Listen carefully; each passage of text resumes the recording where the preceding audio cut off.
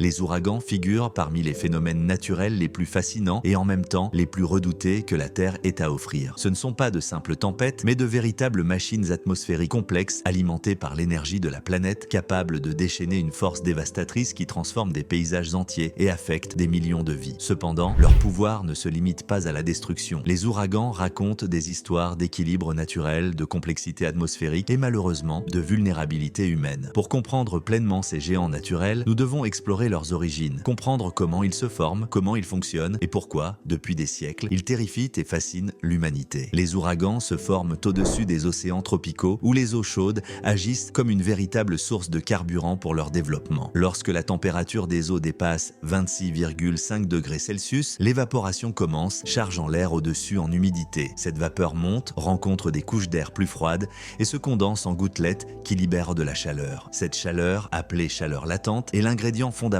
qui alimente la tempête. Au fur et à mesure que l'air chaud et humide monte, il crée un vortex en spirale qui peut devenir un cyclone tropical. Cependant, pour qu'il se transforme en ouragan, des conditions supplémentaires sont nécessaires. Les vents environnants doivent être faibles pour éviter que le système ne soit perturbé et l'effet de Coriolis, le mouvement de rotation causé par la rotation de la Terre, doit lui donner son mouvement cyclonique caractéristique. L'évolution d'un ouragan suit des étapes précises. Tout commence par une simple perturbation tropicale, une petite zone de basse pression avec une activité orageuse modérée. Si les conditions sont favorables, cette perturbation peut évoluer en dépression tropicale, puis en tempête tropicale. À ce stade, la tempête reçoit un nom, indiquant qu'elle a atteint une certaine intensité. Lorsque les vents dépassent 74 miles par heure, 119 km par heure, la tempête est classée comme ouragan. À ce stade, elle s'organise autour de son œil, une région de calme relatif, et du mur de l'œil, la partie la plus violente du cyclone, où se produisent des vents destructeurs et des pluies torrentielles. Mais pourquoi nomme-t-on ces phénomènes? La tradition de donner des noms aux ouragans a des racines pratiques et historiques. Au début du XXe siècle, les météorologues ont commencé à attribuer des noms personnels aux tempêtes pour éviter les confusions, notamment lors d'urgences où plusieurs tempêtes pouvaient frapper simultanément. Au départ, seuls des prénoms féminins étaient utilisés, mais dans les années 1970, cette pratique a évolué vers un système plus équitable, alternant prénoms masculins et féminins. Aujourd'hui, l'Organisation météorologique mondiale sélectionne des noms à partir de listes prédéfinies pour chaque région océanique. Si un ouragan cause des dégâts particulièrement graves, son nom est retiré à jamais, devenant un symbole de destruction et de tragédie. Katrina, Andrew, Harvey et Maria sont quelques noms qui ne seront jamais réutilisés. Cependant, les ouragans ne sont pas de simples événements atmosphériques, ce sont des menaces multiformes. Les vents, qui peuvent dépasser 186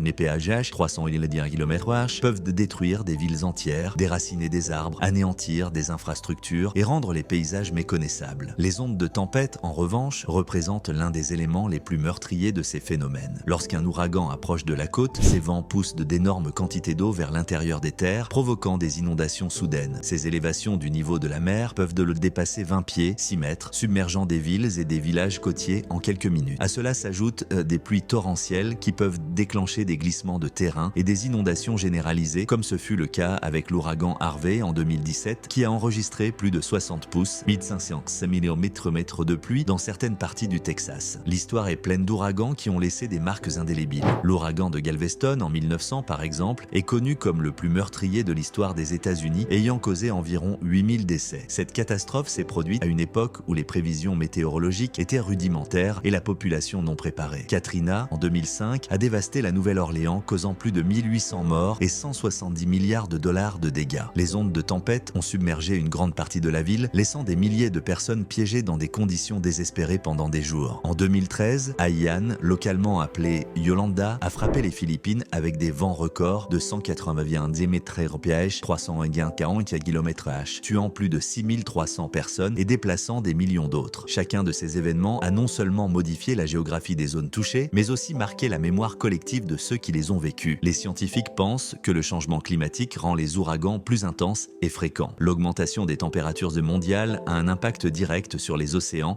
qui absorbent environ 90% de la chaleur excédentaire générée par les gaz à effet de serre. Ce réchauffement rend les ouragans plus puissants en leur fournissant plus de chaleur latente. De plus, l'élévation du niveau de la mer amplifie les effets des ondes de tempête, rendant les inondations encore plus dévastatrices pour les communautés côtières. Le ralentissement observé du déplacement des ouragans au cours des dernières décennies représente une autre menace. Des tempêtes plus lentes signifient des pluies prolongées et des destructions prolongées, comme ce fut le cas avec Harvey. Tous les ouragans ne sont pas les mêmes. Selon la région régions, ils portent des noms différents. Typhons dans le Pacifique occidental, cyclones tropicaux dans l'océan Indien. Leur classification varie également. Aux États-Unis, l'échelle de Saffir-Simpson mesure l'intensité des vents et classe les ouragans en 5 catégories, de la moins intense, catégorie 1, à l'extrêmement destructrice, catégorie 5. Les ouragans sont de véritables géants naturels capables de libérer une énergie immense. On estime qu'un ouragan moyen libère autant d'énergie que 10 bombes nucléaires chaque seconde. Malgré cette puissance impressionnante, ils sont aussi un phénomène naturel crucial pour l'équilibre de la planète. Ils agitent dans les océans, redistribuent l'excès de chaleur et apportent des pluies essentielles à certaines régions arides. Cependant, chaque fois qu'un ouragan approche, portant un nom apparemment inoffensif comme Katrina, Sandy ou Maria, nous savons que derrière lui se cache une force que nous ne pouvons pas contrôler. Les ouragans nous rappellent de notre vulnérabilité face à la nature, mais offrent aussi une opportunité de réfléchir à notre relation avec la planète. Se préparer à ces phénomènes, les comprendre et les respecter non seulement aide à sauver des vies, mais nous enseigne que la véritable force réside dans l'harmonie avec le monde qui nous entoure. Les ouragans montrent le côté le plus majestueux et imprévisible de la nature, nous rappelant combien il est essentiel de la comprendre et de la respecter. Si vous avez trouvé cette exploration intéressante, aimez et abonnez-vous pour ne pas manquer d'autres contenus extraordinaires sur le monde qui nous entoure. Merci pour votre temps et à bientôt pour une nouvelle découverte.